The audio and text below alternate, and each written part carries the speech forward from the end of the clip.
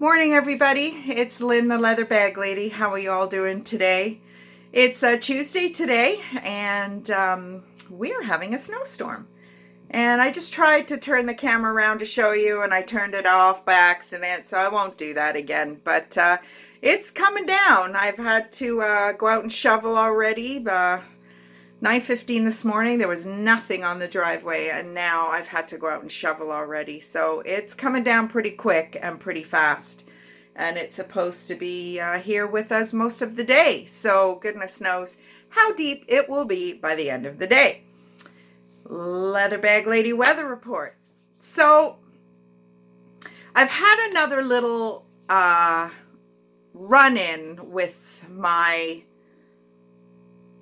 viewer, not a subscriber, a viewer who shook me a little bit a few months ago with a kind of aggressive comment. And I got another one this morning. And within her rights, his rights, Zen Masters is the name. Not very zen, that's all I can say. But well within their rights, and I'll explain. I did a video yesterday cleaning up my little Roots backpack, and I'm coming from the horse community. I know everything I know about leather from cleaning saddles and bridles and that kind of thing for years and years. And why I would think that would transfer over to more delicate items like purses, I don't know, but I did. And this viewer pointed out to me this morning that saddle soap is too harsh to use on leather that has been treated for purse construction. And did a little bit of research this morning, and they're right. And mink oil, I'm not sure mink oil. I use Dubbin. Dubbin is a weatherproofer, so it wasn't mink oil that I was using. It was Dubbin and my Chamberlain's leather milk that my son bought me. So I do appreciate the information. My friend, Vintage Coach Collector, has taught me a ton of stuff. I'm not an expert, and I guess I should disclaim that. That was another point brought up to me this morning, that I am leaving myself open to be sued. I can't imagine how that would happen. Sorry, Your Honor. I saw it on the internet, on YouTube. Yeah, no, I don't think it would get very far. But absolutely right. I'm not an expert. I'm new to YouTube. I'm new to taking my interest a little further than just a wiping of my bags. I've been doing this for 6 years. I'm in my 7th year, and I've used saddle soap all along, but it's always just been a wipe. It's never been a real intense cleaning. And I'm really grateful to have found that out before I start tackling some of the beautiful Roots bags that I've been collecting over the last month or so that need a little bit more of an intensive rehab. So I just don't understand the aggressive nature of sharing information. There's no need for it. And I've actually, I just checked the comments actually to make sure I got this person's name right, or user handle or whatever it's called.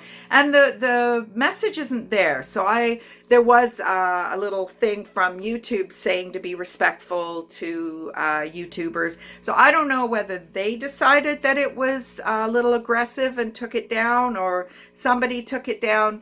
I would never respond in a disrespectful way. Like I said, the information was very useful, and I thanked the person for their continued efforts in trying to educate me. I just don't think it's necessary to be as aggressive. My name isn't Lady, my name is Lynn, and I am more than welcome to, or more than happy to welcome any comments that will help me move forward in either my tech inabilities or my learning of how to continue doing what I'm doing. It's my hobby. I'm not you know, I haven't started rehabbing bags to sell. I'm rehabbing bags for my own interest. So obviously, you know, this information is good information to have. Uh, you know, it's not scary to be on here. I've never looked at it as scary, but I do understand now how some people would feel that it was scary. I have no problem talking in front of people. I have no problem sharing my views. I'm a fairly strong, you know, opinionated person. And as I'm getting older, you know, obviously I'm starting to realize that you know, as my sister told me many years ago, you kill them with kindness, and, you know, maybe they'll check their own errors as they go along. But anyway, open as always to learning and gaining new knowledge. I appreciate, again, as I've said already, the information. Yep, saddle soap is not good to use on the bags that I am planning on rehabbing in the future. I have no issue with what I've been doing thus far, because as I said, it's just been a topical treatment, nothing with any pressure or anything like that, because I really don't pick up bags that have staining or damage, or this is just a new thing that I'm venturing into. So I'm really glad I learned that right out of the gate almost. And it just means I'm going to have to take that Amazon Prime membership, because a lot of the leather care goods that I would like to use are easily attainable via Amazon. So anyway, let's get to the bags. I've got 3 bags today that are one I love because of how unique it is. It is has got a little bit of damage on it, which is not typical for me, but obviously I do disclose that and highlight that in my pictures on Etsy. I've got a little Pouchette, which we'll talk about momentarily, and I have a really, really nice brown, the sack, which has patina just beautifully. So those are the 3 bags. So let's get to them. So the first one is this little Betsy Johnson. This leather, I wish I had Feel-O-Vision for you. It is the softest. So I'm presuming it's lambskin, but how cute is this bag? I don't care for a lot of Betsy Johnson. Nine times out of 10, they're not leather, and I really do appreciate the leather bags more so. But this is the most beautiful leather. There is some lacing detail here and here. Now, there are some issues with this bag, as I've said. The most notable is some very visible peeling of the gold tone here. Now, I've priced it accordingly because I really do feel that somebody who loves Betsy Johnson, there's some more here. It is pretty, it's pretty evident. There's a little bit more here throughout the bag. But I know for me, I would just go and get myself some gold acrylic paint, and I would just touch it up. There is a little key in here, and I'm presuming it fits the lock. I haven't tried it, but look at what's going on in this bag. You've got studs, you've got leather lacing, you've got, you know, gold hardware, you've got a big buckle. There's a zipper pocket here, which is very shallow, a little lipstick or lip balm or something. And then you've got a slip pocket underneath, equally shallow, maybe a key or something. And that is it for outside. Inside, you've got this funky, funky leopard print. And, excuse me, look at this zipper pull. Betsy Johnson, like, so cool. There are 2 slip pockets here and 1 zippered pocket on this side with yet again another horseshoe detail. There is some fading of the leopard print fabric inside, and that again is disclosed in the listing. I thought I started the listing and, oh, I guess the zipper's, I don't know. The zipper's fine. It's just a little sticky when it gets to this end. I don't know. I feel that I've priced the bag accordingly. I think it's $40, $45, and that does include shipping. So it's just too beautiful a bag. Somebody is going to be able to make all these little issues work. Even if you get a season out of it, even if you get like a summer, a few months, you know, I mean, we spend $40 on lunch. So, little feet on the bottom. I just couldn't pass it by. The leather, oh my goodness me, it is just, I don't know that I've ever felt such soft leather. So there is, and there is a little nick. It's not all the way through, it's just a little surface scuff right here. So very different for me. Would not normally be interested in presenting anything with this many issues, but it's just too beautiful to give, you know, back to the thrift store, or I can't even remember where I've had this one for quite a while. But anyway, that's bag number 1. Now, I watch a YouTuber called Miss Philly, and she is from Winnipeg, Manitoba. And she really enjoys picking up Danier leather, and did comment a while ago that Danier has a very, very big habit of taking ideas from other designers, which I guess essentially everybody does.